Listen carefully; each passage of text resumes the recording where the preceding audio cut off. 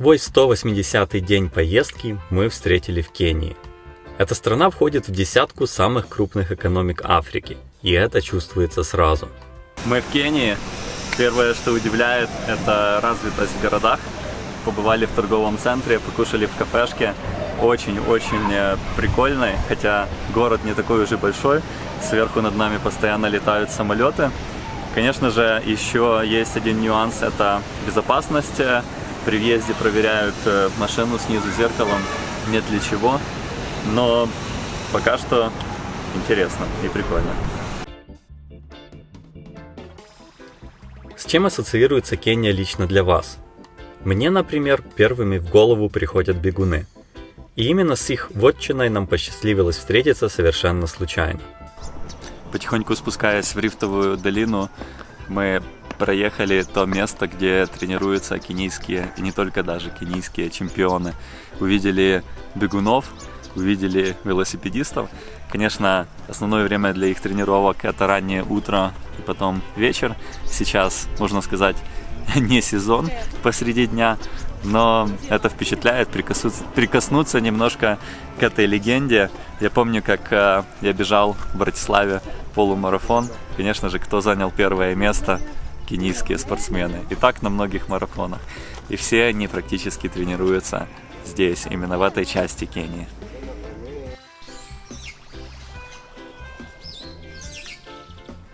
В рифтовую долину мы поехали не просто так. Каким-то необъяснимым образом нам удалось синхронизировать свой маршрут так, чтобы провести 2 дня вместе с Эдом и Вовой, украинскими миссионерами, что помогают местному населению в пустыне Туркана. Они как раз проводили мототур для туриста из Молдовы, и озеро Баринга стало нашей точкой пересечения. Кстати, Эд тоже родом из Хмельницкого. Главным развлечением на кемпинге у озера было наблюдение за обезьянами. Интерес и голод – главные драйверы этих животных. Кажется, что они способны смотреть в зеркала бесконечно, но не нужно думать, что они безвредные. То ковбаса, то покійний кінь самого Хмельницького проїхав півсвіту. Він може лежати півроку і мавпи хотіли стирити. Прийшли комуністи, вкрали салфетки, вкрали помідори і нагадали на мотоцикл. І все, і пішли балотуватись в місцевий парламент. Вон їхній Симоненко десь там бігає. Нема спасу.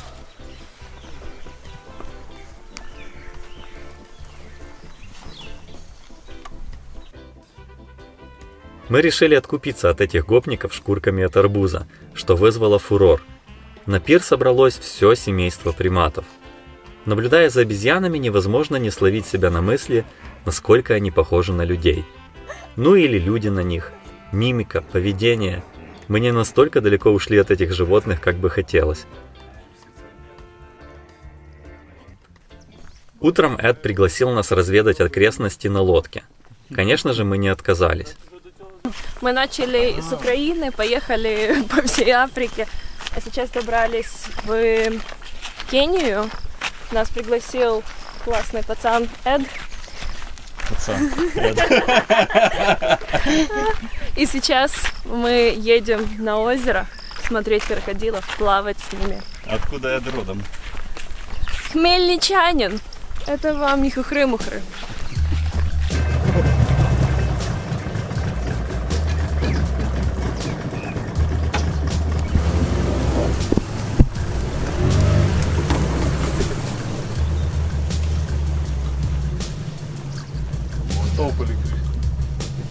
В озере Баринга живут бегемоты.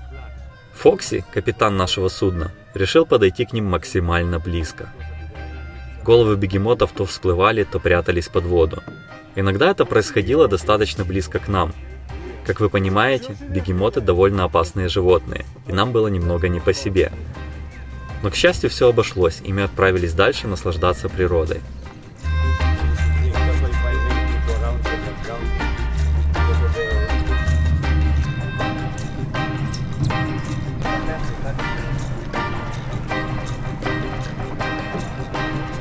Озеро – это центр жизни не только для животных, но и для местных жителей. Вокруг озера расположены разные деревни, и многие из местных обеспечивают свою жизнь за счет рыбалки. При этом все инструменты рыбного промысла сделаны собственноручно и буквально на коленке. Блин, ну реально, чувак, ну, Ага, так сразу. она может сейчас укусить.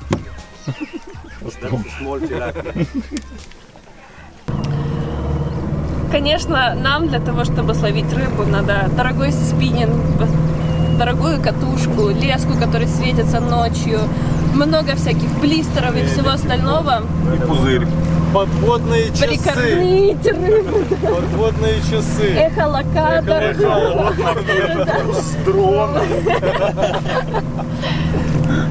Ну, как бы, по-другому мы просто не умеем ловить рыбу. И себестоимость одного окуня на 208 грамм получается где-то в районе $48 у нас.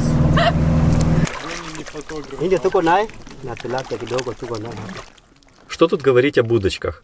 Даже сами лодки сделаны из легкой древесины, которая как пенопласт остается на поверхности и способна выдержать вес рыбака. Веслами в такой лодке служат куски пластмассы в руках.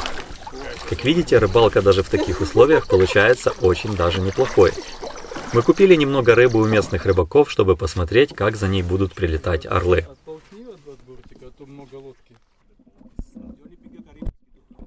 Наверное, именно в этот момент я действительно понял, что означает выражение «глаз, как у орла». Эти грациозные и могущественные птицы были от нас в сотнях метров. Мы выбрасывали за борт рыбу, которая не тонула сразу благодаря кусочку плавучей древесины в ней, а орел тут же замечал, куда эта рыба упала, и вылетал, чтобы спокойно подлететь и одним махом выхватить свою добычу когтями из воды.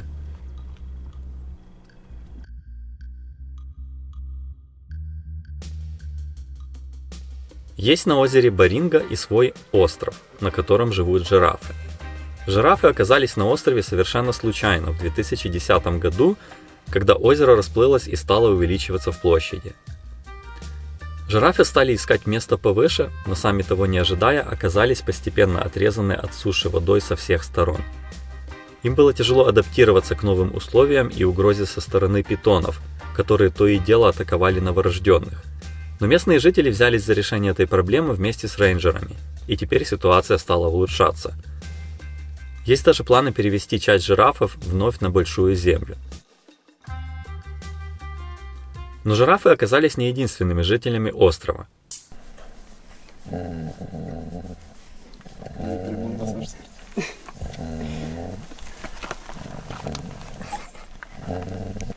не знаю, у меня самое любимое животное в Африке — это вот эти свинки.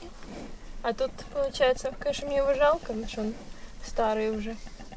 Но его можно потрогать. Этот старенький бородавочник лежал у дома рейнджеров. Он практически лишился своего главного оружия в виде клыков и, судя по всему, уже доживал свою жизнь. Чего мы не ожидали, так это насколько сильно даже такие животные любят ласку. Знаешь, как там охлаждается? Серега, дай мне торбу, плиз. Да, сюда вот. Если просунуть туда руку, не сильно далеко, потому что, думаю, будет больно. Там реально очень-очень тепло. И говорят, что они на много метров идут вниз. 4 метра вниз. Импровизирует больше. Что это? Термитник. У нас сафари. Пешком увидели жирафов, покормили, сов, термитов, и даже страусов, и даже яйца страусиные.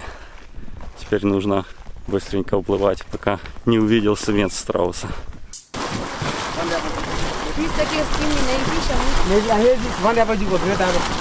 Уплыли мы к горячим источникам. Да-да, на озере Баринга есть даже такое.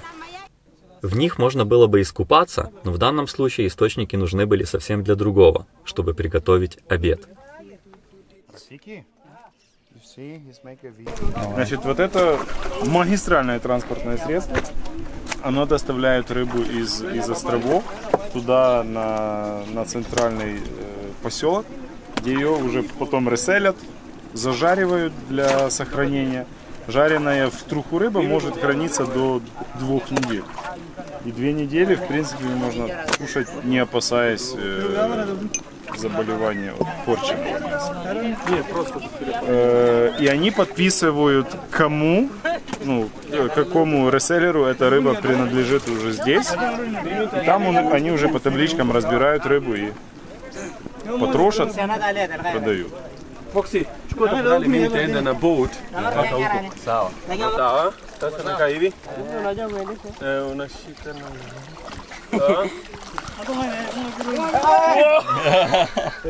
Пользуясь случаем, Вова решил испытать свои силы, ну или точнее сказать удачу, в управлении той самой небольшой рыбацкой лодочкой.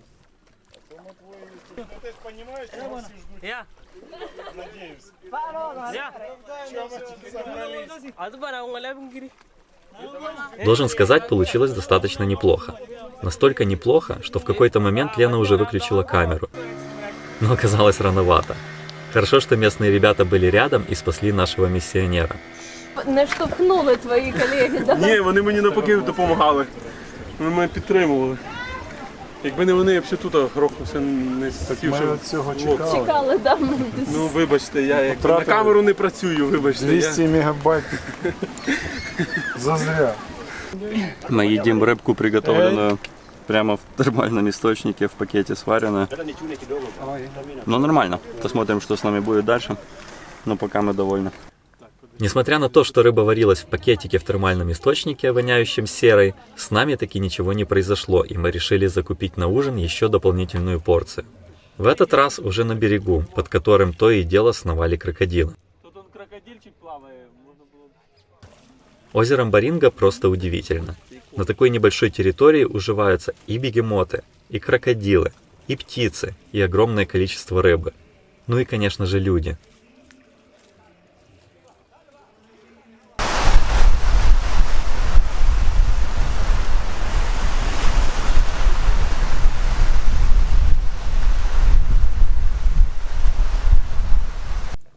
Рыба на нашем кемпинге досталась и крокодилам.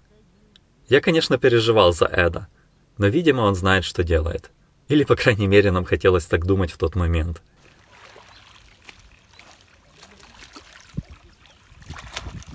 Молодец. На следующее утро настал час прощаться. Не перестаю удивляться, какие неожиданные встречи дарит Африка. В этих далеких местах можно найти даже жителей родного Хмельницкого. Эд и его команда – единственные русско- и украиноговорящие люди, что проводят мототуры по Кении. Такие туры – это редкая возможность для туриста увидеть настоящую Африку, племена и местную жизнь в Кении за короткое время, при этом не потратив все деньги мира. Я добавлю в описании видео ссылку на их канал Moto Afro. Выходите с ним на связь, если хотите не просто увидеть, а и почувствовать Кению такой, как она есть. Ну а мы с вами перенесемся в Найроби. Помните, я говорил, что мне туда обязательно и быстро нужно было добраться. И вот почему. Африка на колесах трансформируется в Африку на крыльях. Собираю чемодан, потому что еду в Украину по работе. Об этом мало кто знает, но надеюсь сделать приятный сюрприз. Сборы оказалось в Мурзике 1,2 метра. Можно сделать вполне, даже с таким большим чемоданом. На эти дни пришелся день рождения моей компании, и очень захотелось сделать сюрприз своим коллегам, неожиданно прилетев на празднование. Дорога в аэропорт прошла быстро, всего лишь полчасика плюс-минус, но, как всегда, это бывает в Кении, есть проверки безопасности. Даже на въезде в аэропорт заглядывают в машину, пассажирам нужно пройти через сканеры, но на практике абсолютно ничего нормально не проверяется. Просто проходишь, там такая толпа, никто никого толком не смотрит. Но зато можно сказать, что есть проверка. Ladies and gentlemen, welcome to Ukraine. We've just landed into Boryspil International Airport. Погодка в Киеве встретила совсем не африканская, но на душе было тепло. Полгода я не был на родине, и вот он, Киев. Меняю Мурзика временно на Ford Fiesta. Это была моя первая машина. правда, старшей модели. Ну вот, арендовал в баджете такую маленькую красавицу. Езжаем в Киев. Из аэропорта по стечению обстоятельств я забрал и этих двух прекрасных людей. Именно благодаря Маше и Ярославу в большой мере и стала возможна моя поездка в Африку. Ведь на них упала основная ответственность и дополнительные задачи в мое отсутствие. Вот я в Хмельницком, практически никто об этом не знает. И через несколько минут я зайду в офис, на наш баркэмп, на наш ивент. Интересно, как это будет выглядеть. Привет! Так и знал. Я так и знал. Так и знал. Логотип Atvix вы наверняка заметили на дверях машины за все предыдущие серии. И он там находится не просто так. Atvix'у и тому, что было до, я посвятил без преувеличения уже большую часть своей жизни. Но Atvix важен не только для меня. Некоторые люди в компании работают более 10 лет. Еще перед началом Африки на колесах я спросил у коллег, что такое для них Atvix. Это моя семья. Люди, интересные люди, друзья. Atvix — это счастье, стиль жизни, это реально так, это возможности. Целый комплекс разных ивентов. Это я. Это ты. Это мы, вот все вот эти чувачки, мы Atvix. Перспектива роста. Вдохновение, открытие и очень-очень крутые люди. 1000% это так. Это стиль жизни. И это крутые ребята, я думаю. Atvix для меня идея. Для меня Atvix это круто. Atvix — это семья. Atvix — это то, с чем просыпаешься каждое утро, засыпаешь каждый вечер. Большая часть жизни.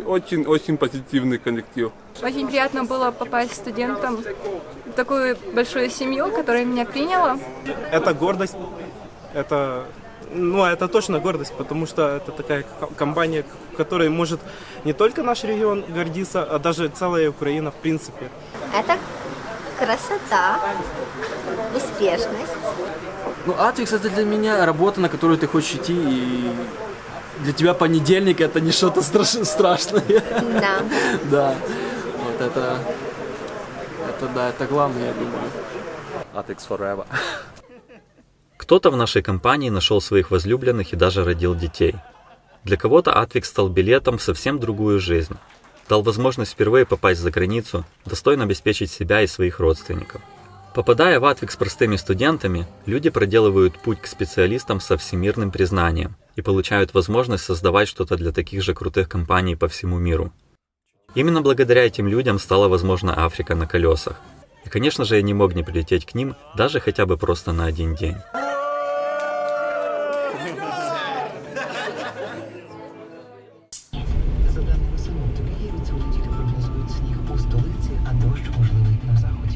Уезжать из Хмельницкого было грустно, но нужно заканчивать африканские приключения. Привет. Это уже как рефлекторное. Что это такое? Перед вылетом я решил заглянуть еще к своим партнерам из BookBox. Это сервис для безлимитного чтения, и в компаниях, и индивидуально. Если вы в Украине и любите читать, обязательно зайдите на BookBox.ua. Ссылку я оставлю в описании. Вот и закончилась моя быстрая поездка в Украину. Я уже лечу назад в Кению. И сегодня вечер у меня в Катаре. Спасибо катарским авиалиниям, которые дают всем возможность бесплатно переночевать в Катаре по пути куда-то. Предоставляют отель, полностью оплачивают его. Можно очень хорошо отдохнуть и познакомиться с местной культурой, если кто еще не был в Катаре. Такие вот прекрасные есть кафешки на площади и восточная еда. Время в Украине пролетело очень быстро, очень интенсивно, но я очень рад, что слетал, рад, что повидался с коллегами, друзьями. Очень классно провели время. Все-таки работа – это неотъемлемая часть моей жизни, и я уже очень сильно за ней заскучал во время поездки. Ну ничего, осталось недолго, скоро вернусь в строй, но наша вечеринка и наш ивент – это было очень-очень круто. Я вернулся из Украины и прямо с корабля, точнее с борта на бал. Сначала в посольство Украины, надеюсь, нам там выдадут письмо, что мы не просто с улицы, а уважаемые люди. И потом в посольство Эфиопии. В посольстве Украины в Кении нас приняли очень хорошо и выдали нужную для эфиопского посольства бумагу. Особенно приятно было видеть столько молодых людей на службе в посольстве, ну и, конечно же, земляков из Хмельниччины. Кения оказалась на такие встречи очень богата. У нас в руках есть паспорта с визами в Эфиопию. Получилось все довольно гладко, всего лишь за один день, но благодаря нашему украинскому посольству, которое предоставило нам Letter of Introduction, мы за это очень благодарны, даже с нас никаких денег не взяли, хотя в других посольствах, я знаю, эта услуга стоит каких-то денег. Много притом. Много. Трафик в Найроби достаточно плотный. Пока мы ездили по делам в посольство, ознакомились с ним. Куда-то добраться достаточно занимает времени, минут 40, час, смотря куда ты едешь по городу. И при этом люди ездят довольно безобразно. В Найроби мы впервые увидели, как на разделительной полосе, на заборчике вдоль разделительной полосы есть колючая проволока, чтобы пешеходы действительно не перескакивали с одной стороны улицы на другую. Наверное, действует.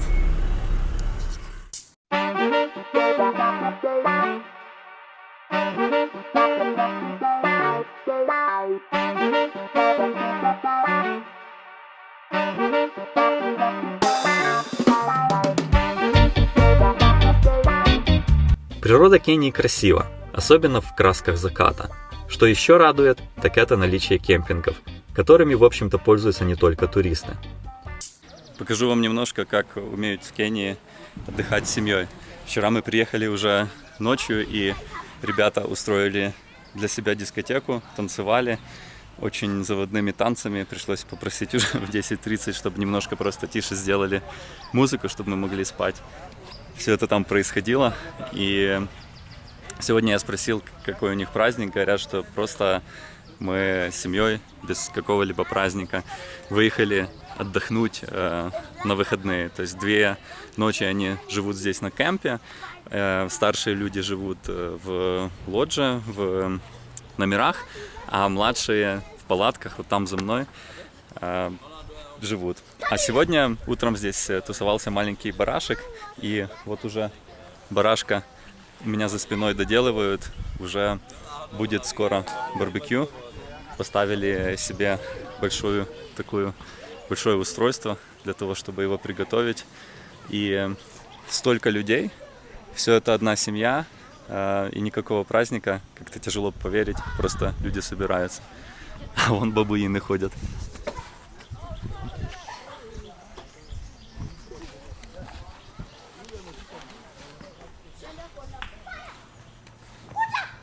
Кстати, когда музыку не слушают, то слушают проповеди. Утром нас... Я скажу, что очень полезные проповеди, говорят. Можно сказать, что хороший бизнес-тренер позавидовал бы контенту.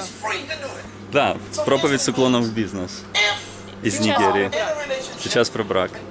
В общем, вместо Тони Роббинса можно слушать нигерийского пастора. Всем, конечно же, стало очень интересно, что у нас за машина, куда мы едем и как это все работает. Все начали смотреть, интересоваться. Такая она жизнь в Африке на колесах.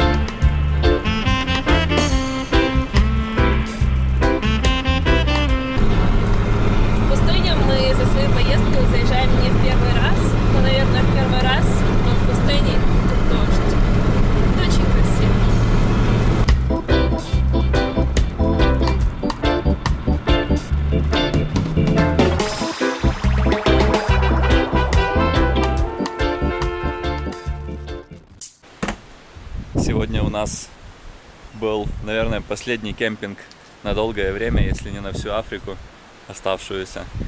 Сегодня мы планируем подъехать уже вплотную к эфиопской границе, так как в воскресенье границу мы не перейдем, у таможни выходной. Но завтра утром, в понедельник, начнем движение в Эфиопию. Нас ждет новая страна и новые челленджи. Говорят, там немножко опасно бывает. Будем осторожными. И будем ночевать уже в отелях в основном. Или на парковках отелей. На кемпе уже бывал наш друг Энг с Южной Африки. Можно увидеть по его стикерам Zulu, Uncontented Camp. Ну и, конечно же, свой стикер мы разместили рядом. Так вот, едем и встречаем часто одни и те же наклейки. И даже иногда людей, которых мы знаем. We didn't come here to bake a cake, huh?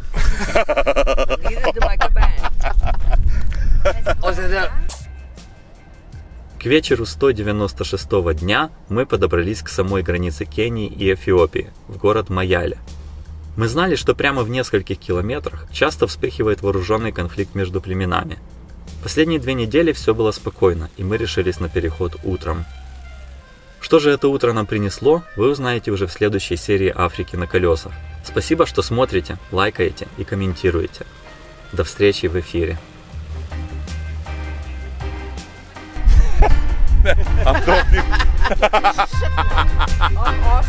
I'm talking Arabic.